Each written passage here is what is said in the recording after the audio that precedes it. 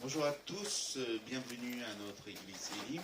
Je suis très heureux que vous soyez parmi nous ce matin, vous qui êtes en présentiel et vous qui êtes derrière votre petit écran. Comme vous avez vu, on a un très beau temps, c'est l'été, voilà. Donc soyez bénis et avant de commencer par la louange, nous allons prier, remettre tous ces instants dans la main du Seigneur. Nous allons couper la tête et prier pour nos besoins, pour vos besoins, pour la famille, parce que nous avons un Dieu qui entend la prière de ses enfants et qui répond à la prière de ses enfants. Alléluia, amen. Merci Seigneur pour tes bontés. Merci parce que tu es un Seigneur trois fois saint. Vraiment Seigneur, que tu puisses nous combler encore, que ce soit dans notre famille, dans notre travail. Seigneur, vraiment Seigneur, tu sais qu'avec un cœur reconnaissant, Seigneur, que nous présentons devant toi. Seigneur, vraiment, Seigneur, que tu puisses nous visiter, nous purifier, Seigneur, renouveler en toi encore, Seigneur. Merci encore, Seigneur, pour toutes tes bénédictions. Merci pour mes frères et sœurs qui sont là. Merci pour ceux qui sont en ligne. Merci pour ceux qui vont venir, Seigneur. Vraiment, Seigneur, c'est toi qui nous donnes tout, Seigneur. Nous voulons, avec un cœur reconnaissant, nous déposer tous nos fardeaux au pied de la croix, Seigneur. Merci encore, Seigneur, pour tous tes bienfaits.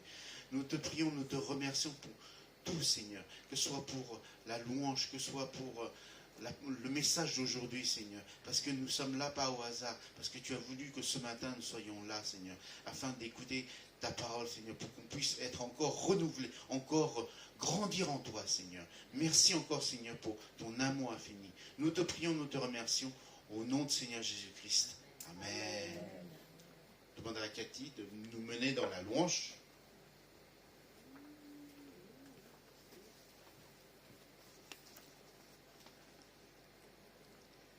Ce matin, nous sommes encore dans la maison de Dieu et c'est une grande joie. Nous entrons dans ces portes avec la louange.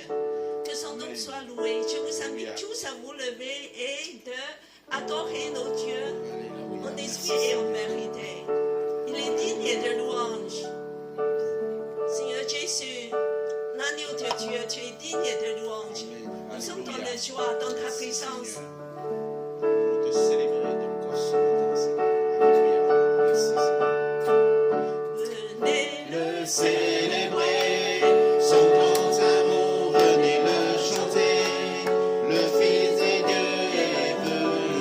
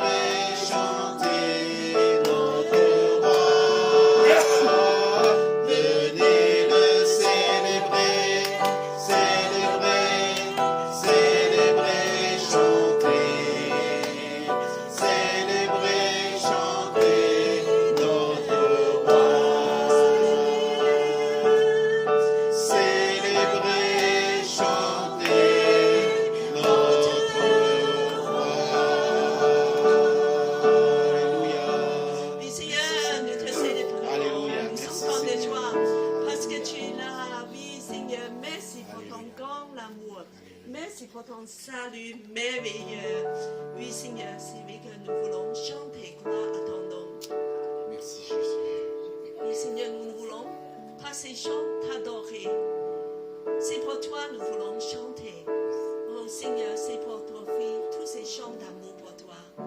Je viens t'offrir, Seigneur, oui, Seigneur. Ce que tu de meilleur, je viens t'offrir ma vie. Oui, à toi Jésus-Christ. Et même si je suis fragile, et même si c'est difficile, je chanterai gloire à l'Éternel. Je chanterai louange à son nom. Je chanterai Dieu, mon essentiel. Je chanterai l'honneur de son nom. Je viens te dire, Seigneur, c'est vrai, que tu es mon bonheur. Non, rien ne peut détruire notre bel avenir. Et même si je suis fragile, et même si c'est difficile, je chanterai gloire à l'Éternel. Je chanterai louange à son nom. Je chanterai Dieu, mon essentiel. Je chanterai l'honneur de son nom. Toute ma vie, je dirai que tu as donné ta vie. Toute ma vie, je dirai que tu as payé le prix. Toute ma vie, je redirai que je ne vis que pour lui.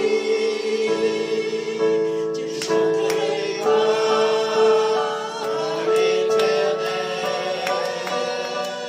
Je chanterai louange à son nom. Je chanterai Dieu, mon essentiel. Je chanterai l'honneur de son nom. Je chanterai gloire à l'Éternel. Je chanterai louange à son nom. Je chanterai Dieu, mon essentiel. Je chanterai l'honneur de son nom. Je chanterai gloire à l'Éternel. Je chanterai louange à son nom. Je chanterai Dieu, mon essentiel. Je chanterai l'honneur de son nom.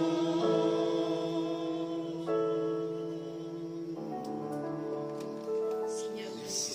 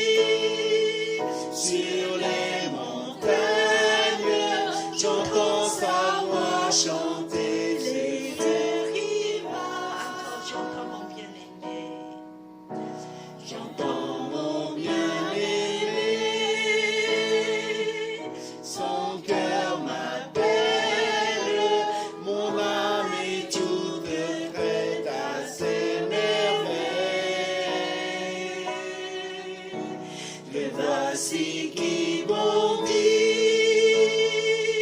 sur les montagnes, j'entends sa voix chanter sur les rivages. Viens,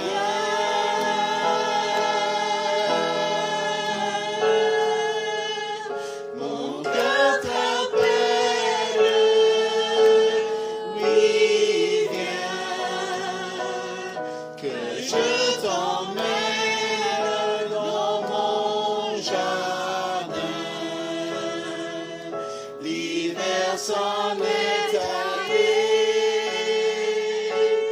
viens, je t'aimerai.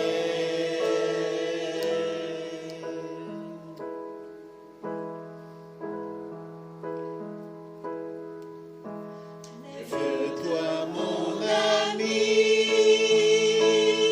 ma toute belle, l'hiver s'en est allé, les fleurs s'éveillent.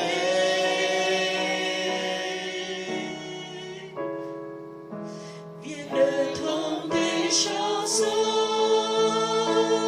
aîné, je t'aime, entends ce chant d'amour pour toi s'élève.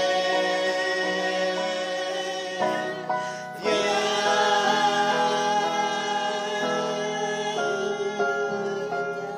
mon cœur t'appelle, oui, viens, que je t'emmène dans mon jardin. L'hiver s'en est allé,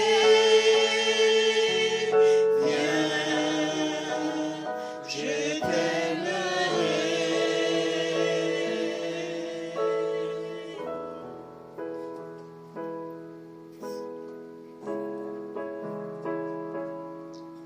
Cet amour est plus fort que nos misères, l'amour d'un Dieu venu sur notre terre. La grâce qui guérit et qui relève, voici l'amour qui jamais ne s'achève. Viens,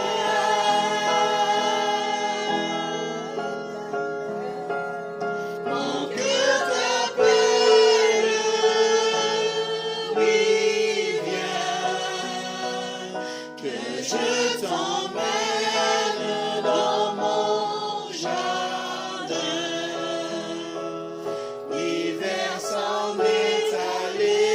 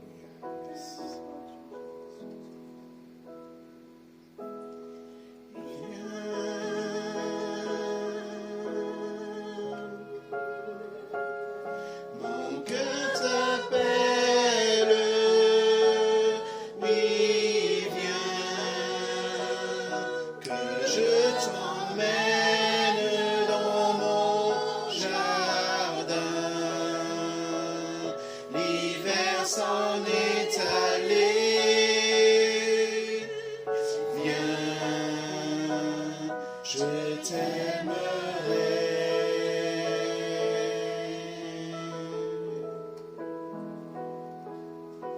C'est dans cet esprit d'amour nous voulons offrir tout pour nos seigneurs.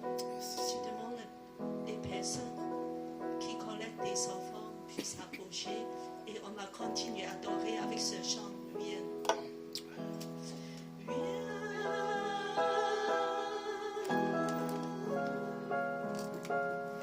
Mon cœur t'appelle, oui, viens, que je t'emmène dans mon jardin. L'hiver s'en est allé, viens, je t'aimerai.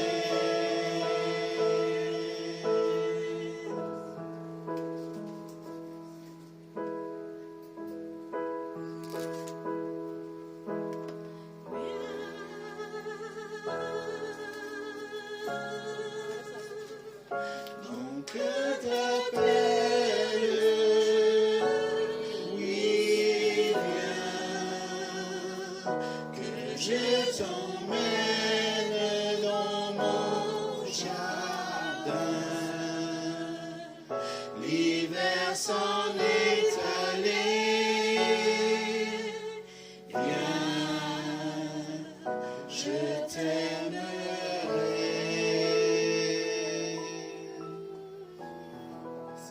Seigneur, nous voulons vraiment t'adorer parce que tu nous as aimés le premier. Seigneur, enlève les peurs parce qu'il n'y a pas la peur dans l'amour.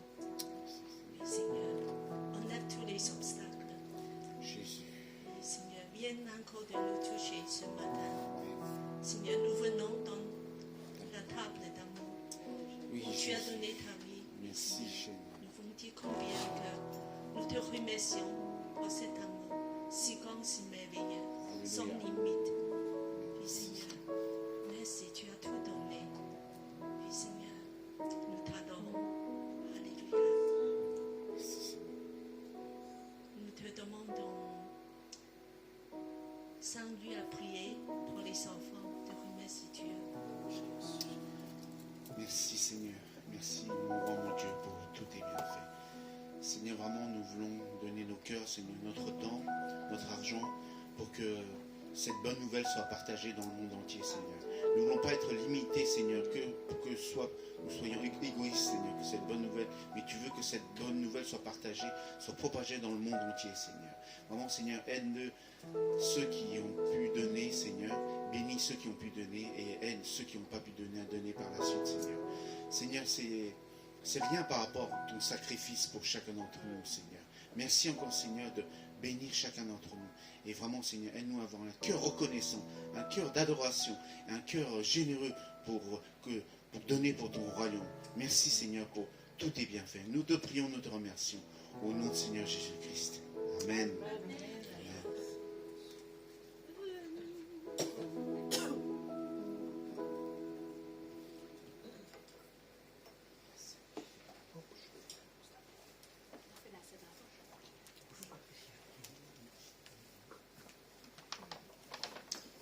Rebonjour à tous, bienvenue à l'église des Lignes. Je suis très heureux de parmi nous encore ce matin. Comme vous savez, on est le premier dimanche du mois de juin, donc nous allons prendre la Sainte Seine pour nous mémoriser le sacrifice de notre Seigneur Jésus sur la croix pour chacun de nos iniquités. J'invite notre pasteur Stuart à nous mener dans la scène.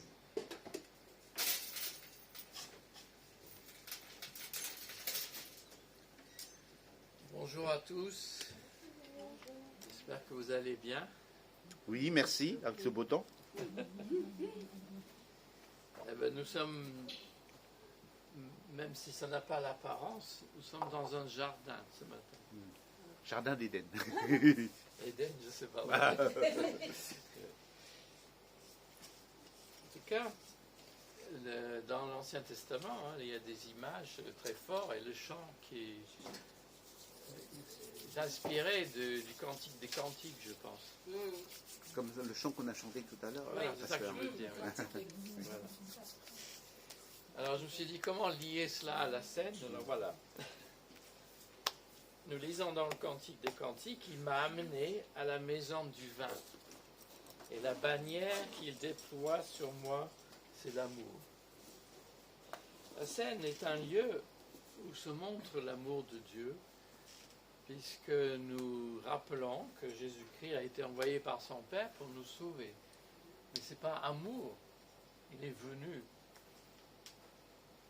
Nous étions des gens à l'écart, loin de lui. Et par son amour, il est venu jusqu'au bout pour donner sa vie pour nous sauver. Pour lui, la coupe, c'était une coupe amère qu'il a rechigné à boire.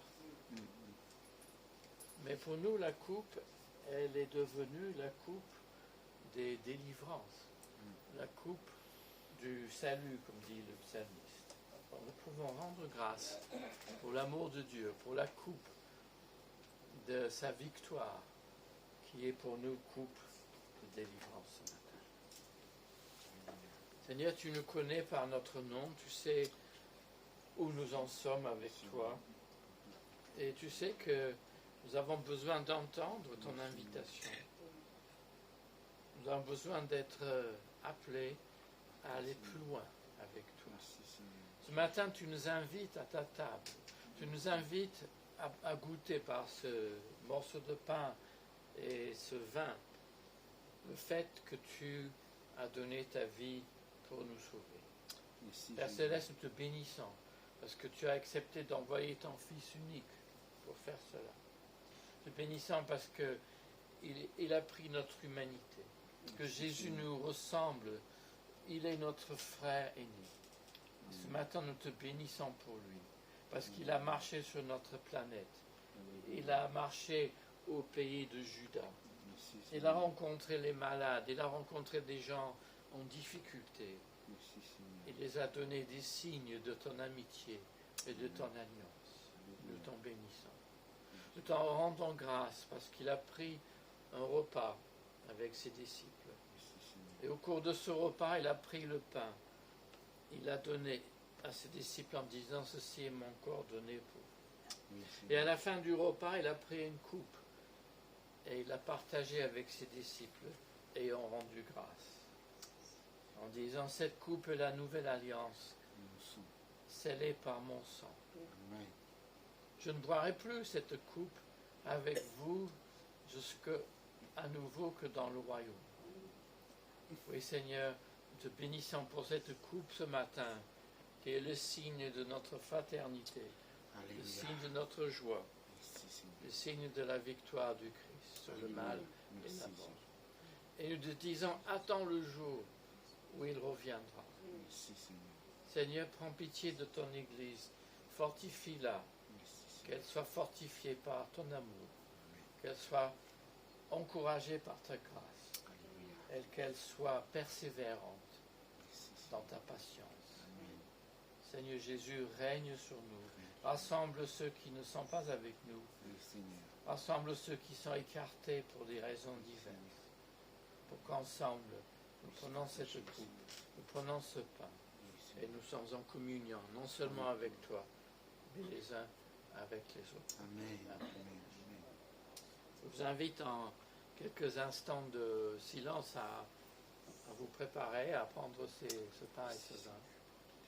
Et dire, Seigneur, je sais tout ce que tu as fait et parfois je suis résistant. Aide-moi à m'ouvrir de nouveau à toi ce matin et que ta grâce me relève pour marcher avec toi.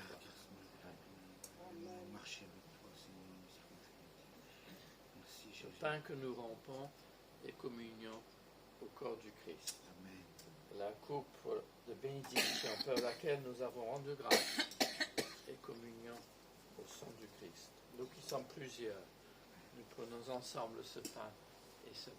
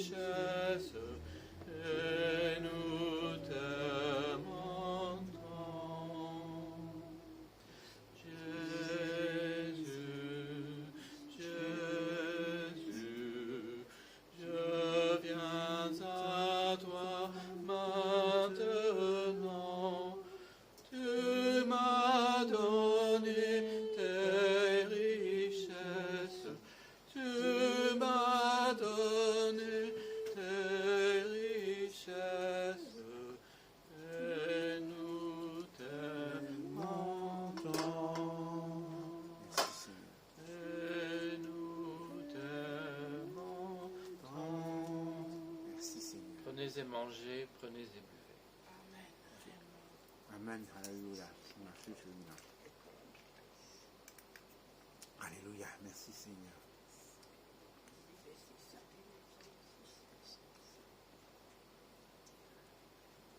Alléluia.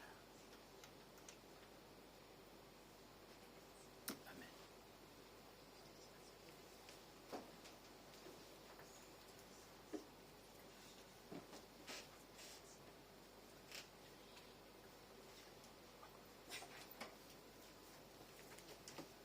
On a encore entonné le Vienne. Nous allons chanter le refrain du Cantique des Grands.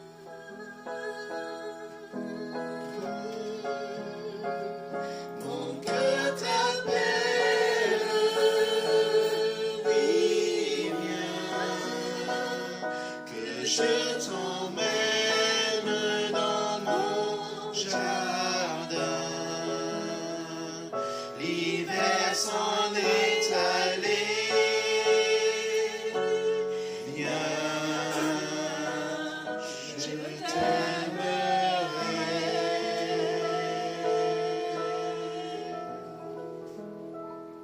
Merci Seigneur. L'amour du Seigneur Jésus comble nos cœurs. Merci Seigneur. Alléluia.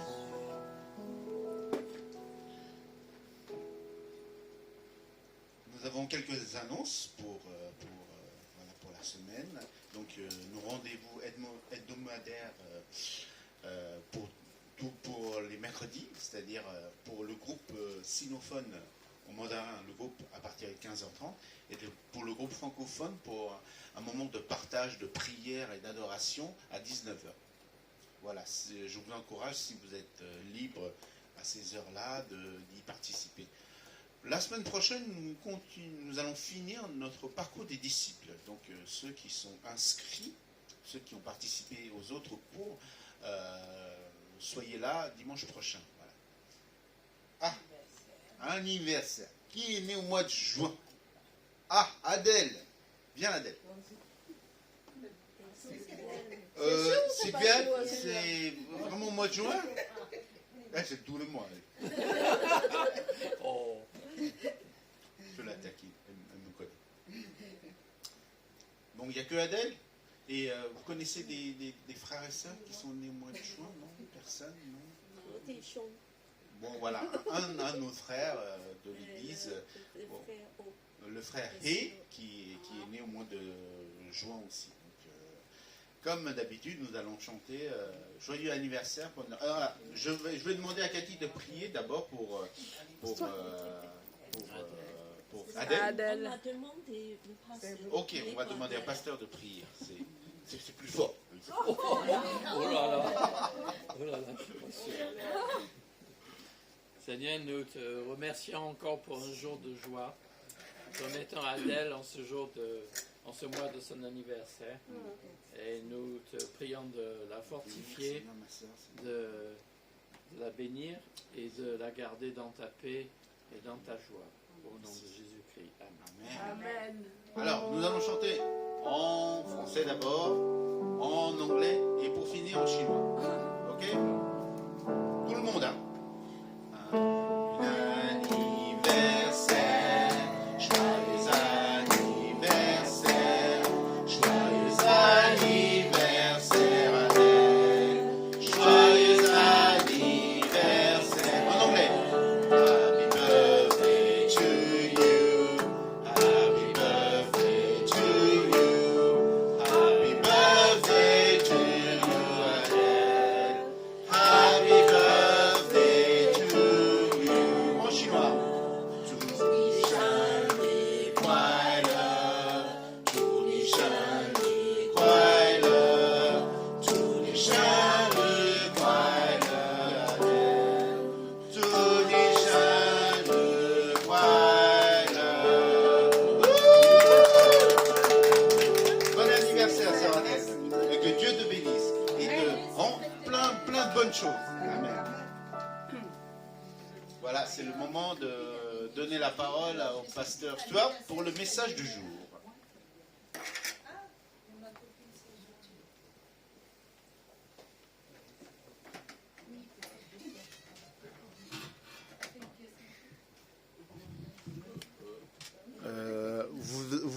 trop, pasteur? Ou... Comme ça, c'est bon? Ça vous gêne ou pas? Je baisse un peu. Non, c'est bon? Ouais, c'est bon. Comme Ok. ça. Voilà. Alors, rebonjour. Ah oui, ça entend bien là. Rebonjour à tout le monde. Ce matin, je vous amène non pas au jardin, mais au balcon pour raconter une histoire. Et nous allons lire. Alors bonjour d'abord aussi à ceux qui nous suivent en visio. Que le Seigneur vous garde et vous bénisse et vous permette aussi de nous rejoindre très bientôt, je l'espère. Donc moi je suis là aujourd'hui et ça va faire un moment où semble je ne serai pas avec vous, mais parce que c'est les vacances, enfin c'est les mois d'été et je ne serai pas en France une bonne partie du mois de juillet en tout cas. Voilà, donc on a deux lectures, une petite et une un peu plus longue. Alors, c'est magnifique. Dans le livre des psaumes, psaume 117, ah ben voilà, ça apparaît. Alors, je ne sais pas s'il y a un lecteur, comment Cathy va. Philippe. Voilà. Acclamez le Seigneur, vous tous les peuples, chantez ses louanges, vous tous les pays. Car sa bonté pour nous est la plus forte, la fidélité du Seigneur est éternelle. Alléluia. Amen. Ça a l'air banal hein, de lire un psaume comme ça. Mais on oublie que à l'époque, le peuple de Dieu, c'était un tout petit peuple, c'était que le peuple juif. Hein. Donc acclamer le Seigneur, vous tous les peuples, c'est vraiment un acte de foi. Hein. Alors ensuite, la deuxième lecture est dans le livre des Actes. Alors, elle est un petit peu longue, mais c'est une histoire, donc accrochez-vous. Quoi. David, à haute voix, s'il vous plaît. Il y avait à Césarée un homme appelé Corneille, qui était centurion dans la bataille romaine, dit bataille italien. Il était attaché à Dieu et reconnaissait son autorité avec toute sa famille. Il accordait une aide généreuse aux pauvres du peuple juif et il priait Dieu en tout temps. Un après-midi, vers 3 heures, il vit une vision. Il vit distinctement un ange de Dieu entrer chez lui et lui dit Corneille. Il regarda l'ange tout effrayé et lui dit qu'est-ce qu'il y a, Seigneur? L'ange lui répondit Dieu a prêté attention à tes prières et à l'aise que tu lui as apporté aux pauvres. Il se souvient de toi. Maintenant, on voit des hommes à Jaffa pour en faire venir un certain Simon. Son nom Pierre. Il loge chez un ouvrier du cuir nommé aussi Simon, dans la maison et au bord de la mer.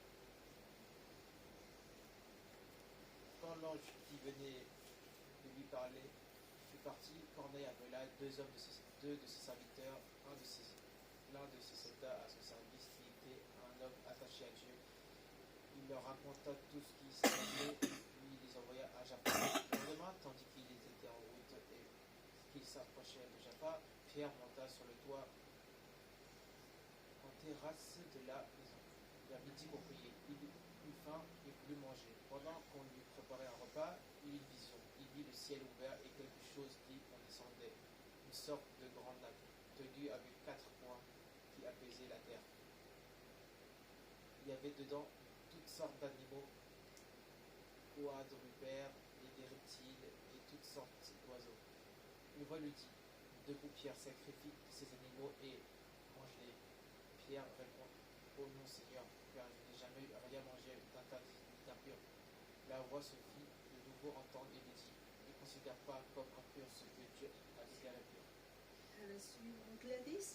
Cela arriva 3 fois, et aussitôt après, l'objet fut remonté dans les cieux. Pierre se demandait quel était le sens de la vision qu'il avait eue. Or, pendant ce temps, les hommes envoyés par Corneille s'étaient renseignés pour savoir où était la maison de Simon, et ils se trouvaient maintenant devant l'entrée. Ils appelèrent et demandèrent « Est-ce ici que loge Simon, surnommé Pierre ?» Pierre était encore en train de réfléchir au sujet de la vision quand l'Esprit lui dit « Écoute, il y a ici 3 hommes qui te cherchent. Debout, descends et pars avec eux sans hésiter, car c'est moi qui les ai envoyés. Pierre descendit auprès de ces hommes et leur dit, je suis celui que vous cherchez, pourquoi êtes-vous venus? Ils répondirent, nous venons de la part du centurion Corneille, c'est un homme droit qui reconnaît l'autorité de Dieu et que tous les Juifs estiment. Un ange de Dieu lui a recommandé de te faire venir chez lui pour écouter ce que tu as à lui dire. Pierre les fit entrer et les logea tout pour la nuit. Merci. Prions. Seigneur, nous avons peut-être entendu beaucoup de messages. Aide-nous à te rencontrer ce matin.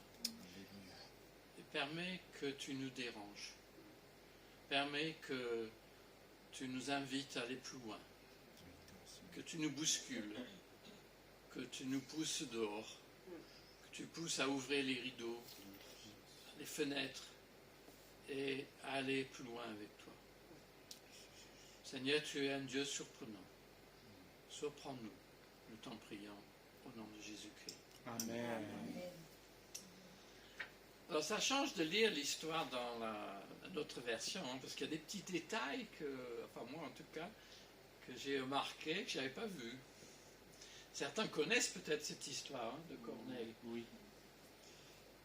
D'autres peut-être pas. Corneille le centurion. Voilà.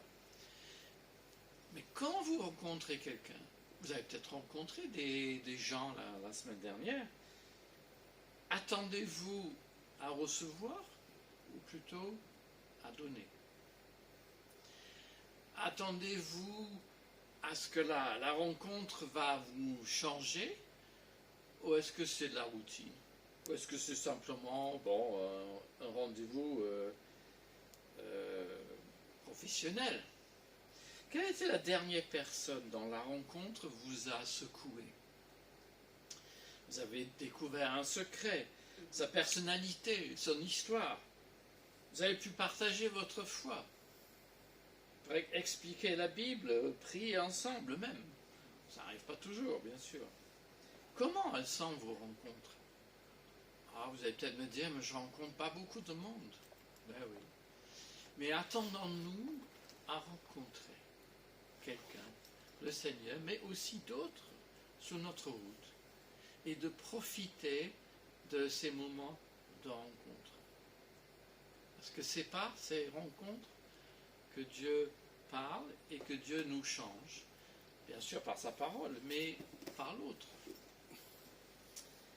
Alors, j'espère que vos rencontres ne sont pas superficielles, mais qu'il y a la surprise de Dieu. Bon, c'est vrai, moi, comme John, d'ailleurs, j'étais aumônier d'hôpital, et le travail d'aumônier protestant est fait de rencontres qui ne sont pas programmées. Vous croisez quelqu'un dans un couloir, ou quelqu'un me dit « Attendez, je vous arrête », eh bien, ce n'est rien de tout, mais c'est tout. Dans un instant, dans un clin d'œil, vous parlez à quelqu'un, il y a quelque chose qui se passe. Alors, ce matin, en acte 10, nous avons une rencontre, qui est, le récit est repris au chapitre 11. Alors, on n'a pas tout lu, hein. Je n'ai pas raconté toute l'histoire. Si vous avez le temps sur votre balcon, ou au jardin, au parc, vous pouvez le relire peut-être. Mais Pierre et Corneille ont pu se rencontrer. Nous découvrons comment cette rencontre les a transformés tous les deux. Ce n'est pas seulement pour Corneille la rencontre, c'est aussi pour Pierre. Luc, l'auteur des Actes, le narrateur, brosse ainsi un portrait de l'action de l'Esprit du Christ et comment il dynamise l'Église primitive.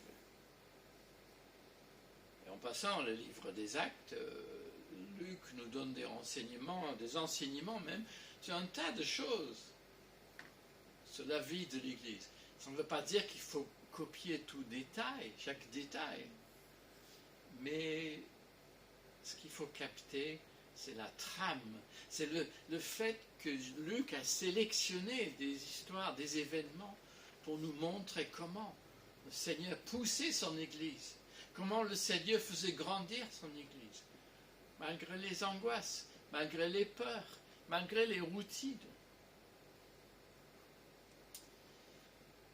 Nous pensons peut-être pas à tout ce qu'a pu être la situation. C'est important de le redire.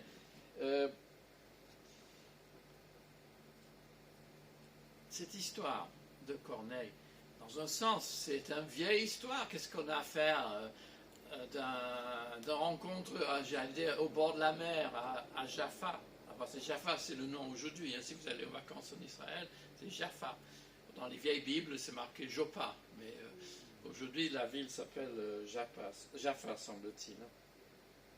Parce que Dieu veut nous montrer par son histoire qu'il est le maître de notre histoire et qu'il veut nous changer, il veut nous faire progresser, il veut nous bousculer. Et les chrétiens, parfois, ils sont parfois plus conservateurs que les juifs, alors si c'est possible, mais parfois. Alors, comment le Seigneur nous interpelle-t-il aujourd'hui? Nous, on s'accroche parfois à nos façons de faire, ça on a toujours été comme ça, on a fait comme ça, et on se sent bien. Et bien sûr, mais parfois Dieu nous pousse, nous bouscule. Et là, le plus grand bousculade de l'histoire, c'est dans ce récit ici. C'est un tournant dans le livre des Actes. On ne mesure pas. Si Pierre n'avait pas rencontré Corneille, j'oserais dire que nous ne serions pas ici ce matin. Le christianisme serait un secte juif en Israël et c'est tout. Mais cette histoire a changé l'histoire du monde. Alors Corneille, son cheminement. Corneille, c'est un militaire de carrière, semble-t-il, hein, un centurion romain de la cohorte, littéralement. Dans une petite question pour cet après-midi. Combien de soldats dans une cohorte? Je ne sais pas la réponse non plus, mais j'ai regardé l'autre semaine et j'ai oublié. Parce qu'on entend chanter debout sa cohorte. Hein. Mais combien de soldats dans une cohorte? Enfin bon, c'est pas important, mais... En tout cas, il était centurion du bataillon italien. Et il a pris le chemin de Jérusalem. Alors, il a pris sa retraite, peut-être. Hein. Pris sa retraite à Césarée, sur la côte. Ben oui, il peut aller à la plage. Et il aura, en moins flamboyant, son chemin de Damas. Avec toute sa maison, il était pieux, c'est-à-dire il était attaché à Dieu. C'est quand même quelqu'un d'intrigant. Et le verset 22 précise que c'est un homme, littéralement, dans le langage juif, juste. Nous, on dirait un homme droit. Bon, oui. De bonne réputation avec la population. On dirait sa probité, sa droiture. C'était pas un escroc. C'était pas quelqu'un qui utilisait sa position pour écraser les gens. Et en plus, il craignait Dieu. Alors là, c'est une expression qu'on ne sait pas trop comment le dire. Ça veut dire, il avait beaucoup de respect pour Dieu. Il n'était pas vraiment juif, c'était un païen, mais il s'approchait quand même du judaïsme sans se soumettre à la dernière étape, sans se soumettre à la circoncision. Donc il n'était pas vraiment un converti au sens technique du terme, mais presque. Mais il priait Dieu en tout temps, et donc il respecte même les heures de la prière au temple. 9e heure, c'était le moment où des sacrifices dans le temple, et les juifs pieux priaient à cette heure-là. Alors en plus, il faisait beaucoup dans le temps on disait des aumônes, hein, beaucoup d'actes de compassion. Il faisait beaucoup de dons, on dirait aujourd'hui à des œuvres. Hein. Il était généreux pour le peuple juif, alors on comprend pourquoi il aimait bien.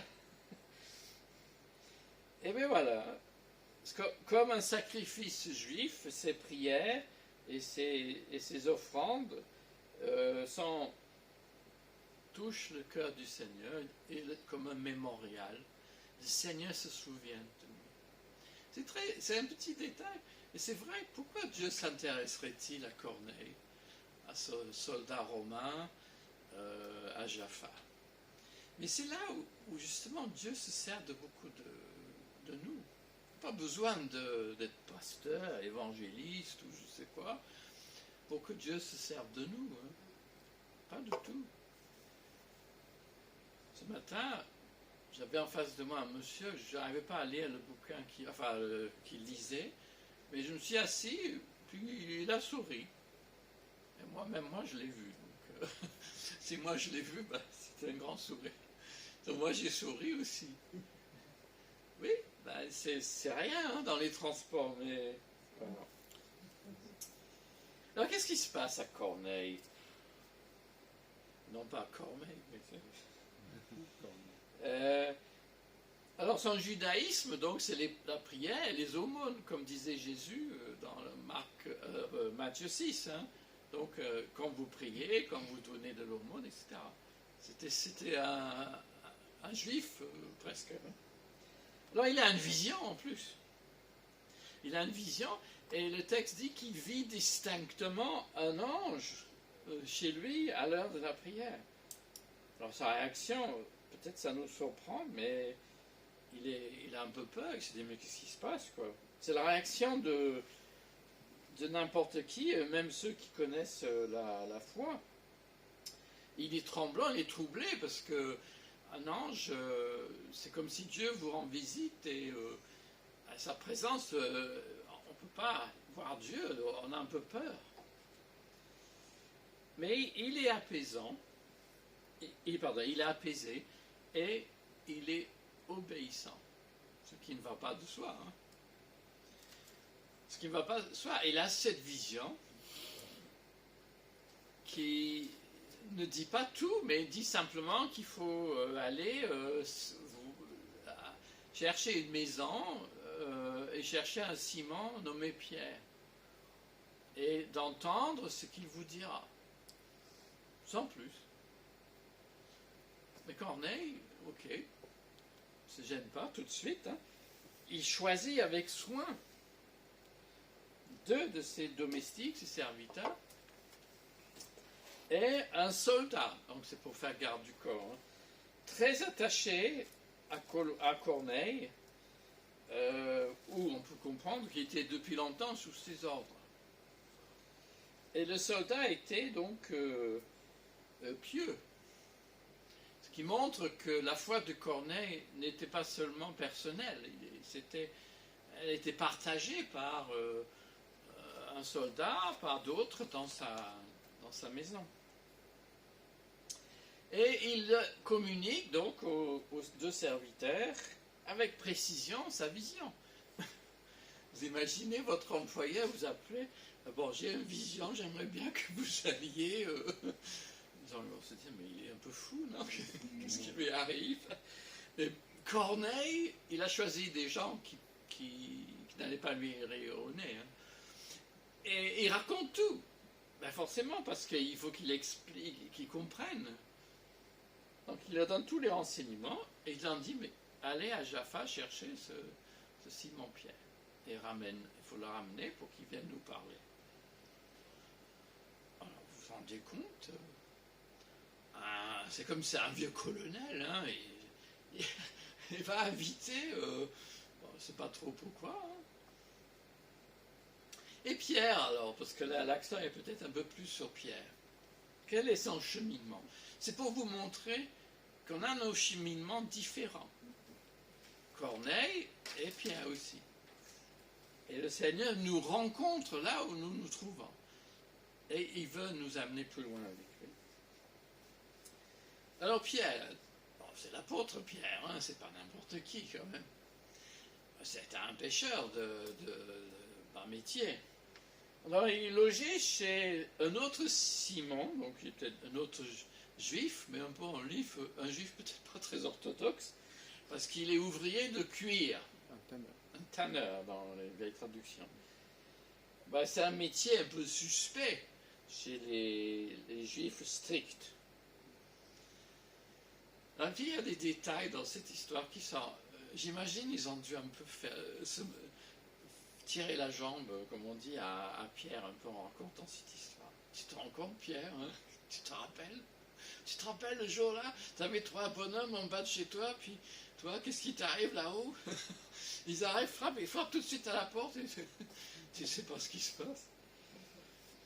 Alors, j'ai lu en préparant que, en fait, les Juifs mangeaient un repas au milieu de la matinée. Donc Pierre a déjà mangé. Mais bon, il va faire, enfin pas sa sieste exactement, mais il va monter sous le toit pour être au frais et pour prier. Et voilà. Mais il a quand même faim, alors il n'a pas assez mangé, peut-être, je ne sais pas. Il a faim. Eh ben, alors je ne sais pas le rapport entre qu'il a envie de manger, puis il semble, le texte dit qu'il tombe en extase. Ça peut vouloir simplement dire qu'il a une vision. Et je pense que ça a le sens en tout cas. Mais cette vision, c'est quand même bizarre. C'est une vision d'animaux, de quadrupèdes. Donc ça veut dire avec 4 pieds. Hein. 4 pieds. Voilà, 4 pieds. Et ça rappelle la Genèse, et ça rappelle aussi Ézéchiel. Et la voix lui dit, non pas sur la voix que vous avez connue, mais la voix que Pierre entend, debout Pierre, sacrifie ces animaux et mange-les. Alors Pierre, quand même, il réagit en juif pratiquant.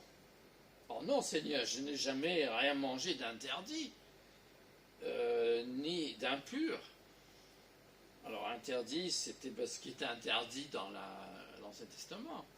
Manger du porc, manger des aliments, certains aliments qui étaient considérés comme souillés ou immondes. Et la voix insiste, ne considère pas comme impur ce que Dieu déclare pur. Très fort ça. Ne considère pas comme impur ce que Dieu a déclaré pur. Alors Pierre, bon, il ne comprend pas très bien, hein. Et à sa place, on ferait pareil. Hein. Pierre était perplexe sur ce que pourrait être le sens de la vision. Alors, il médite, il réfléchit, il tourne en rond. Bon, nous, on connaît l'histoire, on sait un peu à quoi ça rapporte. Les 3 fois de la vision, c'est les 3 hommes. Il ne s'agit pas de la nourriture, quoique, il s'agit de considérer les êtres humains non juifs, que Dieu peut les agréer. Et oui, c'est ça. Ah. Enfin, on peut discuter, parce que ce n'est pas dit. Hein. Mais qu'est-ce qu'il a compris? Alors, en tout cas, Pierre réfléchissait encore à la vision, et puis ça sonne en bas, comme on... Ah, alors, c'est ici que loge Simon, nommé Pierre. On est 3 hommes. L'esprit lui dit, là c'est pas la voix, maintenant c'est l'esprit. Parce que la voix, on ne sait pas si c'était Dieu ou non. Mais c'est Pierre réfléchit et pourtant l'esprit lui parle. Il fallait aller vite, hein, parce que les gens sonnaient en bas et Pierre n'a toujours pas compris. Alors l'esprit lui dit, mais descends, il y a 3 hommes qui te cherchent en bas. Ah bon? Ok, d'accord. Il y va. Et puis donc vous voyez, il est hors de son zone de confort, hein, Pierre. Il ne sait plus où il en est. Bon, je ne dis pas qu'il a marché pour Jésus dans les hauts de Paris hier. Ça, c'est certains d'autres qui ont fait ça. Ça ne fait peut-être pas votre zone de confort non plus. Mais certains le font et sont des témoins ainsi du Seigneur. Alors, Pierre descend, et voilà, les 3 hommes sont là, et il lui explique en 2 phrases. Hein. Il lui dit, donc, d'accepter de partir avec des non-juifs, vous voyez, c'est ça. C'est quand même partir avec des non-juifs. Paul est est de visiter une ville de garnison romaine. C'est un peu dangereux, hein, peut-être pour lui. En tout cas,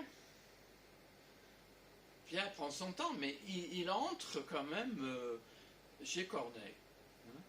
On n'a pas lu ça, mais il y va, chez un non-juif. Pour nous, ça a l'air banal, mais ça ne se faisait pas. Ça ne se faisait pas, du tout, du tout. Déjà, il reçoit, mais c'est de l'hospitalité, Pierre reçoit, il loge les 3 personnes pour la nuit, il leur donne à manger. Bon, c'est peut-être un peu limite, mais ça peut être considéré comme l'hospitalité, donc il n'est pas en infraction. Mais ce que je veux dire, c'est que Pierre, comme nous, et Corneille aussi, ça prend du temps quand même pour intégrer. Ça prend du temps pour intégrer le changement que Dieu opère en nous. Quand on devient chrétien, malgré ce que certains vous diront, ça ne règle pas tout de suite. Il faut du temps. Il faut du temps pour mettre sa vie en conformité avec la voie du Seigneur. Il faut du temps pour grandir, pour comprendre, pour trouver sa place, pour réaliser que Dieu nous appelle à quelque chose. Au début, on est ébloui, c'est merveilleux. Et après, on réalise petit à petit que Dieu nous appelle à faire quelque chose et pas simplement à chanter et à rester glué à notre chaise.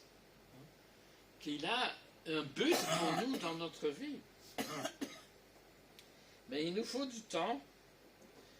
Alors Corneille et l'Église. Alors j'ai dit c'était une étude, c'est un moment, un tournant dans les Actes. Et on n'a pas lu toute l'histoire, mais Pierre va chez Corneille et il annonce l'évangile. Et ben Dieu interrompt le sermon. Ça c'est pas mal aussi. On n'a pas lu ça. Dieu interrompt le sermon parce qu'il envoie le Saint-Esprit sur les gens qui sont en train d'écouter. Et les croyants d'origine juive disent, mais qu'est-ce qui se passe? Ces gens-là, ils ont reçu le Saint-Esprit comme nous.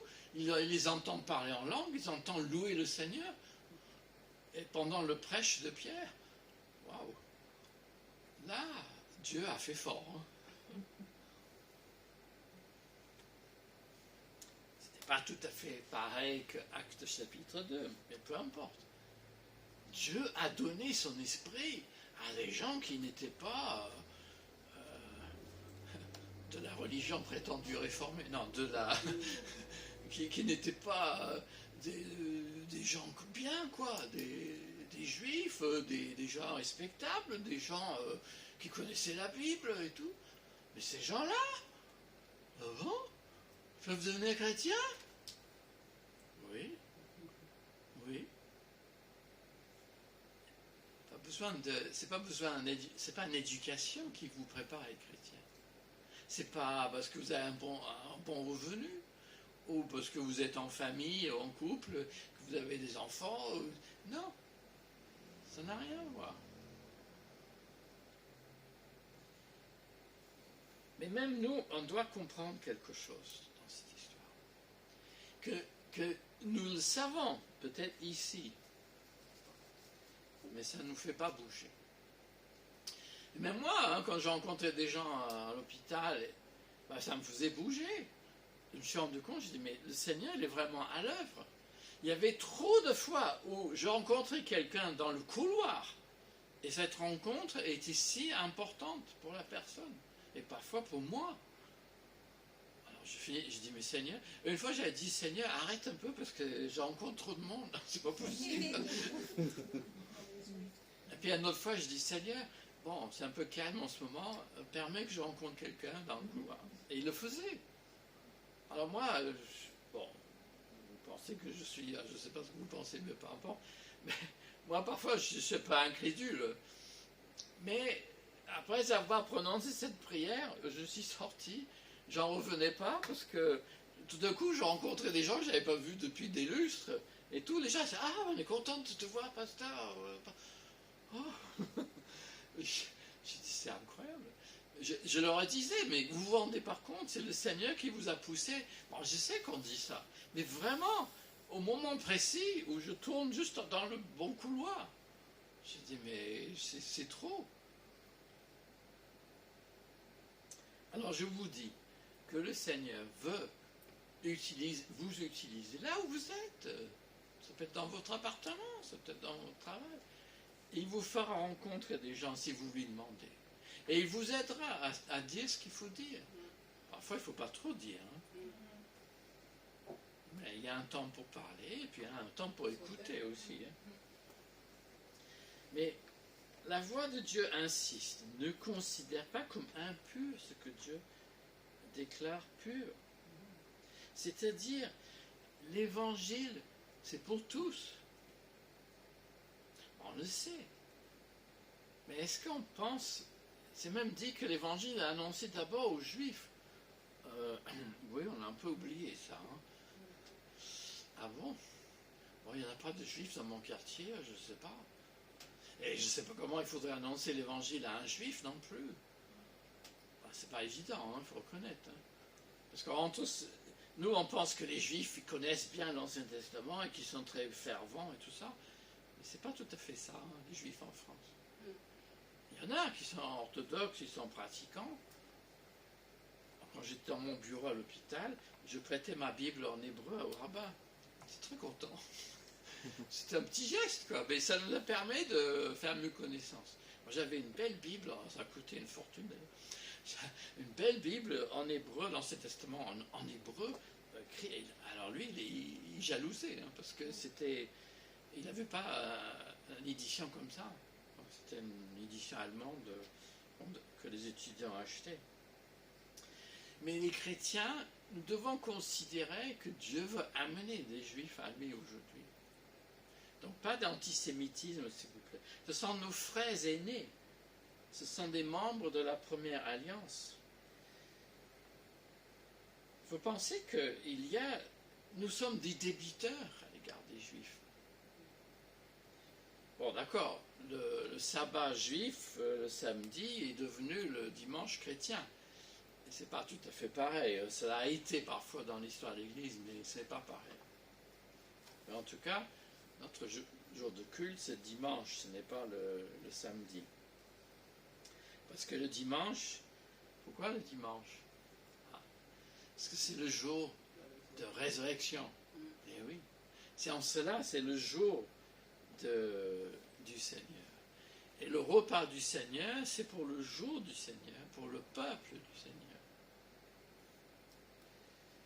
Ben oui, Pierre a bougé, Corneille a bougé aussi. L'Église aussi a changé, on ne pratique plus la circoncision pour les garçons, c'est le baptême pour les femmes et les hommes. Nous, on n'a plus de loi sur la nourriture. Bon, je sais bien qu'il y a quelques frères et sœurs qui ne mangent pas trop de boudin. Bon. Ok, ben écoute, on respecte si c'est votre conviction. Mais il n'y a pas de nourriture impure pour nous. Dieu l'a rendu pur. Il n'y a pas d'êtres humains, voilà, c'est ça qu'il faut dire, impurs pour Dieu. Il n'y a pas des gens trop loin pour Dieu. Parce qu'aujourd'hui, c'est vrai que aller à Paris, ben, vous rencontrez toutes sortes de personnes qui ne sont pas forcément très proches du royaume. Mais Dieu peut les amener à lui. Et c'est ça qu'il faut le croire. Même si on ne le voit pas tous les jours, mais il faut le croire. Et je crois que c'est ça l'histoire du Corneille. Il a déjà fait un petit bout de chemin quand même. Mais les histoires de nourriture, même des Mormons, ils retombent dans le panneau. Chez les Juifs, la Pâque, c'est une fois par an. Les témoins de Jéhovah, ils font pareil. Leur Sainte Seine, c'est une fois par an. Ils n'ont pas compris. Nous, les plus juifs, notre jour de la Sainte Seine, comme pour les Calvins, c'est tous les dimanches. Enfin, la Seine des filles aussi, je vous le laisse. Mais bon, ça dépend d'un tas de choses, je sais bien. Mais Dieu veut nous bousculer, parce qu'il y a tant de choses à faire en nous et au milieu de nous. Et vous remarquez que Pierre n'est pas seul dans cette histoire. Il y a des frères qui sont allés avec lui, quand même. Il n'était pas seul. Ça, c'est un détail aussi qui est intéressant. Et Dieu, donc, nous aide à comprendre d'où sont venus les chrétiens. Nous ne sommes pas des juifs maintenant. Nous sommes des chrétiens. Et c'est différent.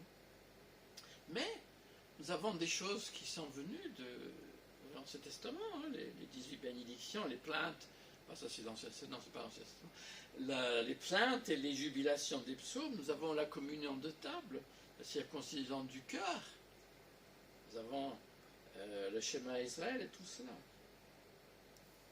Alors, si je peux insister, la fin c'est, oui, les mots comme évangélisation, conversion et repentance. Considérez que l'autre, même s'il dit le contraire, qu'il cherche encore. Il y a des gens qui ont trouvé leur religion, bon, par naissance, hein, parfois les musulmans et les juifs, souvent c'est une histoire de famille.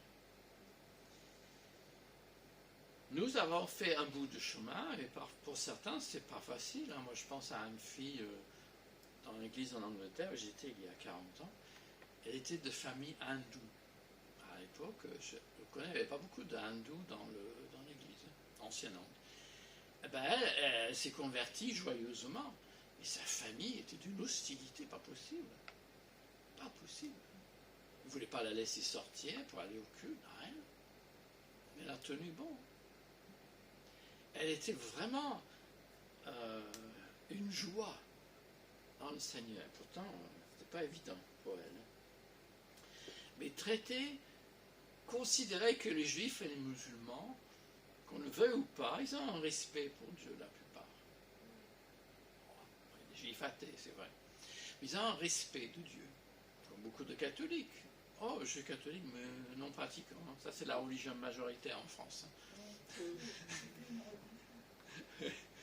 Mais le Seigneur, il veut que nous venions à lui on se tourne vers lui et qu'on réalise qu'il a envoyé son Fils. Parce que Corneille pourrait dire « Oh, bah, toutes les religions sont bonnes, même celui où il faut adorer les grenouilles. » Non, ils ne sont pas tous pareils. Ils ne sont pas toutes pareilles, les religions. Mais c'est ça qu'on dit, hein. Ils sont toutes pareilles. Alors je dis « Oui, bah, adorer les grenouilles, c'est pas exactement... je crois qu'il y a c'était en Mélanésie, je crois. Oui. Il y a une religion comme ça. Ils ne sont pas toutes pareilles. Mais ce que le Seigneur veut, parce que la religion, c'est un mot à piège qu'on critique aujourd'hui, mais c'est une erreur de critiquer. Le juif qui prie et qui donne ses aumônes, le musulman qui respecte les règles de sa religion, ben, si on lit Corneille, Dieu entend, Dieu regarde et Dieu se souvient de lui, mais non pas pour qu'il reste où il est, mais pour qu'il aille plus loin. C'est ça, mais à la fois, il faut quand même le respecter là où il est, pour l'amener plus loin. Et ça, c'est difficile, je sais bien.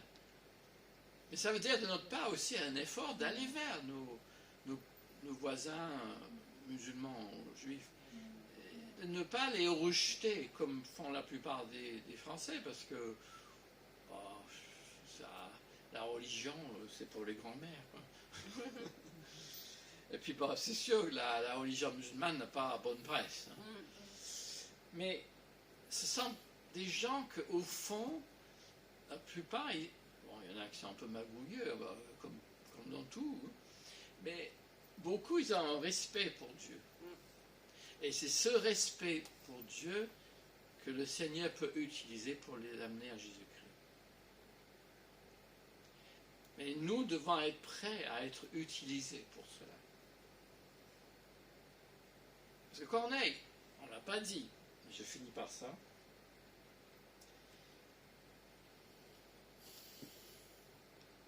Les actes ne disent pas que toutes les religions sont bonnes. Il est dit, Corneille doit appeler, il doit voir Simon pour entendre ce qu'il va vous dire, pour que vous et votre maison, toute votre maison, soit sauvée. Ah, vous voyez, ça on ne l'a pas lu, ça. C'est au chapitre 11. C'est ça le but. Donc la conclusion de ce matin, c'est que si Dieu veut sauver des gens par notre entremise, il faut accepter le changement. Il faut accepter que Dieu nous dérange pour que le monde soit sauvé. À l'instar de Pierre, pourrions-nous, puisqu'il y a tant de missionnaires femmes, accepter un jour une femme pasteur, accepter que un jeune, un homme, doit partir, peut-être quitter son église et servir le Seigneur. Oh, pas forcément au Taïwan, hein, mais ça peut être en France. Mais accepter. Mais c'est pas simplement dire « Ah ouais, c'est beau, super ». Mais ça veut dire soutenir. Ça veut dire rendre possible que cette personne puisse accomplir sa vocation. C'est ça, accepter. C'est soutenir en tant que frères et sœurs. Moi, vous me dites « Oh, c'est gentil, vous êtes là ». Mais moi, on m'a permis, et c'est une grâce, et je suis éternellement reconnaissant. L'Église, d'accord, elle était plus grande. Mais là où j'étais en Angleterre, elle a payé mes études de théologie à la faculté en France. Qu'est-ce que ça pouvait lui apporter? Rien. Mais elle en fait parce qu'elle croyait. Elle croyait que j'avais cette vocation. Elles étaient prêtes. Et ça, je crois que c'est quelque chose. Donc, si Dieu nous bouscule, ben oui, ça va, entre guillemets, faire mal. Hein. Donc, acceptez-vous d'être bousculés. Alors, ceux qui sont affligés, ceux qui sont tristes, Dieu va vous consoler. Je le fais ce matin. Et les gens qui sont, pour que vous soyez tranquilles. Mais pour les gens qui sont trop tranquilles, Dieu vient nous déranger. Qu'il en soit ainsi. Prions. Seigneur, parfois nous aspirons à cette tranquillité parce que la vie est difficile. Et oui, nous avons besoin de ces temps de repos, de répit, d'être au jardin un petit peu. Mais le temps vient aussi où nous devons sortir du jardin, nous devons aller sur les places et être tes témoins. Il y a des temps dans la vie où tu veux agir par nous, selon notre âge, selon nos possibilités. Seigneur, tu ne nous invites pas à devenir si tranquilles que ça. Tu nous invites à être dérangés. Ce matin, tu sais, si nous sommes affligés par des événements ou par des situations difficiles, apporte-nous la consolation dont nous avons besoin.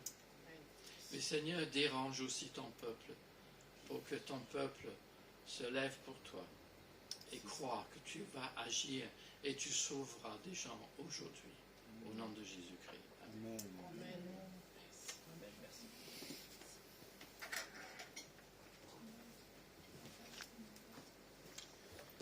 Merci, pasteur, pour le message d'encouragement. Voilà. Le culte va prendre fin, donc merci de votre attention, vous qui êtes derrière votre petit écran, et nous vous donnons rendez-vous dimanche prochain. Au revoir.